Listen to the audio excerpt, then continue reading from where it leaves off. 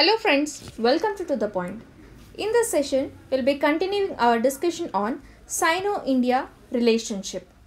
So here we'll be discussing about the Doklam issue. Doklam issue. This crisis of Doklam issue, it began on June 16, 2017, when the People Liberation Army, it moved a substantial earth-moving unit on Doklam Plateau, and it began building a road which leads towards Doklam. The Royal Bhutan Army soldiers from the Jompelri Ridge, they attempted to intervene, but they were pushed back on the ridge. So, in response to a request from a beleaguered Bhutanese troops, Indian soldiers on Doklam, they moved down the ridge and they obstructed the border works, which leads to a standoff.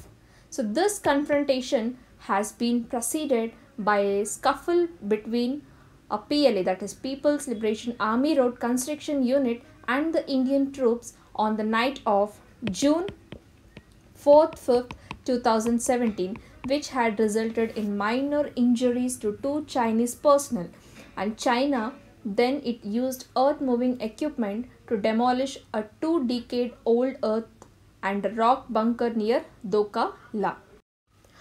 China alleged that Indian army recently crossed border into China in an attempt to block a road construction in Doklam or Doklam area.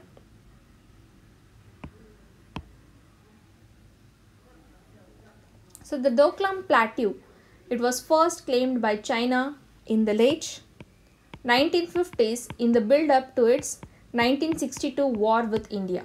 Ever since 1988, People Liberation Army patrol, they have regular cut past Bhutan's claim line, the Sinche La Ridge, using a network of dirt tracks which led up to Chele La Post, the country's permanent position on the Jompelri Ridge, which leads westwards from India's Doklam post.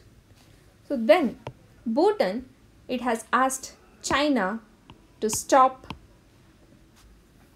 constructing the mortable road from Doklam in the Doklam area towards the Bhutan army camp at Jompelri, which it said it affected the process of demarcating the boundary between the two countries. So, it was in violation of the boundary agreement between Bhutan and China in the year 1988 and 1998 of maintaining a status quo pending final settlement of the border issue.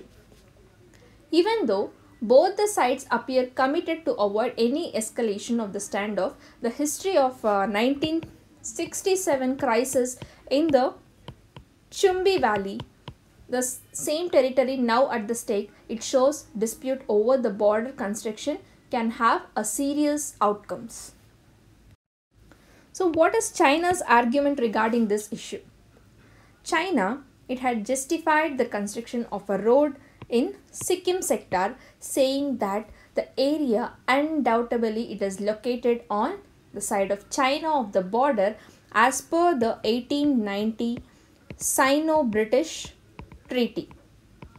So according to the treaty, Ze is an ancient name of Sikkim, and according to this convention, that is the Sino-British Treaty or the Sino-British Convention between China and the Great Britain, which relates to Sikkim and Tibet, in the year 1890, the boundary of Sikkim and Tibet, it shall be the crest of the mountain range separating the waters that is flowing into the Sikkim Tista and its effluents from the water flowing into the Tibetan Mochu, then northwards into other rivers of Tibet. So the line commences at the Mount Gipmochi on the Bhutan frontier. According to this convention, the Doklam or the Doklam region belongs to the China's territory and India troops trespassed the area. The subsequent Indian leaders, the Indian government related documents and the talks in special representative meetings, it had confirmed that two sides signed the Sino-British Treaty in the year 1890 and the China-India boundary of Sikkim was accepted on consensus basis. But China maintained that compliance with these treaties and documents is an international obligation that should not be shrinked by the Indian side.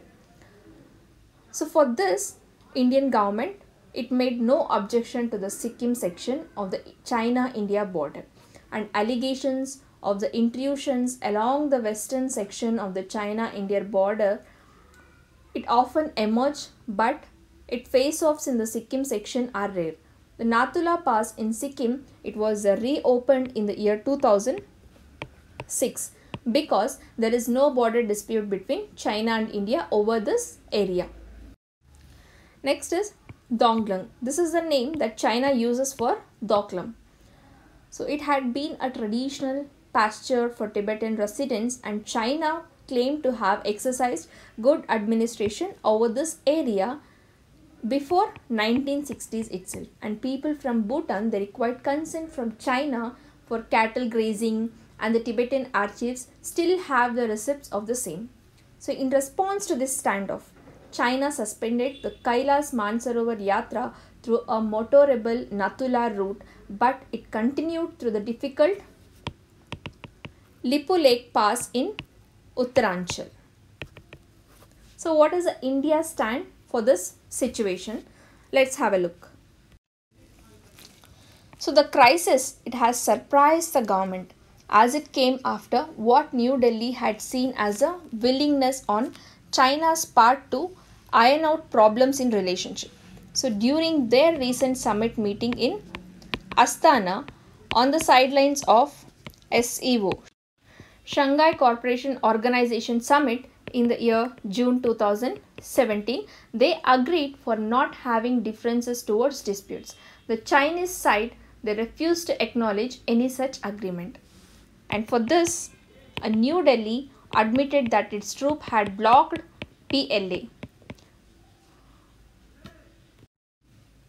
That is, the People Liberation Army roadworks inside Bhutan territory, and which was claimed by China, saying such construction would represent a significant change of status quo with serious security implications for India. So thus, by China, it creates the standoff at India-Bhutan-China trisection, which is eyeing to directly deal with Thimphu, which violates the understanding reached by Sino-Indian Special Reservative Mechanism in the year 2012. So this special reservative of the two countries, it has decided in the year 2012 that matters regarding this tri-junction will be dealt at Special Representative Mechanism. And New Delhi, it had rejected Beijing's claim that India-China boundary in Sikkim is settled, and noting that the two countries have yet to agree to demarcations of their borders. So how this Doklam crisis came to an end? So after many weeks of disputes of diplomatic negotiations, India and China, it agreed to disengage from the standoff on the Doklam Plateau with a formula that saw China promise to make necessary adjustment to the troops' deployments after Indian troops withdraw back to their post in Sikkim on August 28, 2017. So the agreement, it came a week before Prime Minister Narendra Modi's visit to China to attend the BRIC summit from September 3rd to 5th. So it also paved the way for a one-to-one meeting between Prime Minister Narendra Modi and Chinese President Xi Jinping on September 4th. So Indian ministers, they had attended all BRICS preliminary meetings despite rising tensions on both the sides. So what was clear is that neither side, they wanted this dispute to overtake the relationship. So what one was diplomacy and the desire to see the big picture. The Indian decision to announce the withdrawal, it first seems to have given sufficient political space for Beijing to accept the outcome while affirming its sovereignty over a territory. That is, it also claimed by Bhutan. So India has got Beijing to suspend the construction of a road that Delhi cited as a big security threat. And China, in turn, it got the Indian army to pull out its troops from the Doklam. So let's have a brief discussion about the takeaways from Doklam episode. So the past 2.5 months are also a lesson that India should be prepared for another Doklam like this episode. So Delhi has its task cut out in coping with a growing military imbalance with China and Beijing's assertive political will that together promise to make the long and contested border a perennially active one. Beijing, in turn, it must recognize that it has underestimated Delhi's political resolve and it could pay a big price for its strategic contention towards India. So there is an appreciation of the cost of the conflict that allowed India and China to avoid the war in this Doklam crisis. And it should encourage them to explore the long overdue political resolution to their multiple Himalayan disputes. Even though both countries have managed to defuse the current situation, the Doklam standoff, it has seriously affected the bilateral relations. India's refusal to back off from Doklam standoff despite heavy pressure it mounted by China will have a wider resonance in the region against Beijing's assertive behavior. So this is all because what the Chinese were trying to do in Doklam, it is a part of a larger pattern. So China is trying to achieve its contested territorial claims with its unilateral actions like the disputed South China Sea, where smaller states have accepted Beijing expansive territorial claims as a new normal. But that did not happen in Doklam. India and Bhutan, it did not follow the script.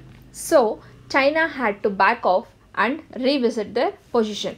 So if India had succumbed to China's pressure, it would have made it even more difficult for China's smaller neighbors to stand up.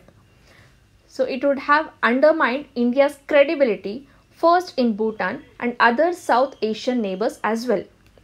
And India's stand, it has resonance in terms of encouraging a greater pushback in the region to China's assertive behavior.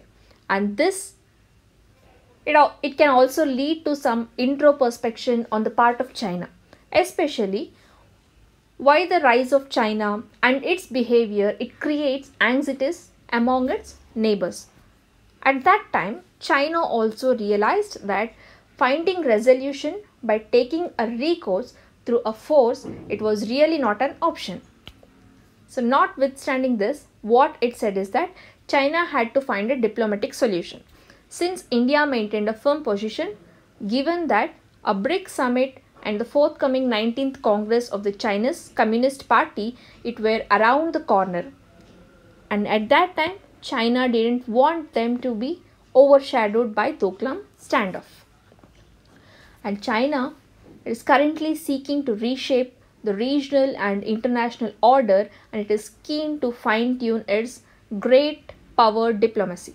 And hence, it needs to be seen as a preferring peace over conflict. The Belt and Road Initiative, it is a potent instrument in this direction, but it needs a peaceful environment to succeed.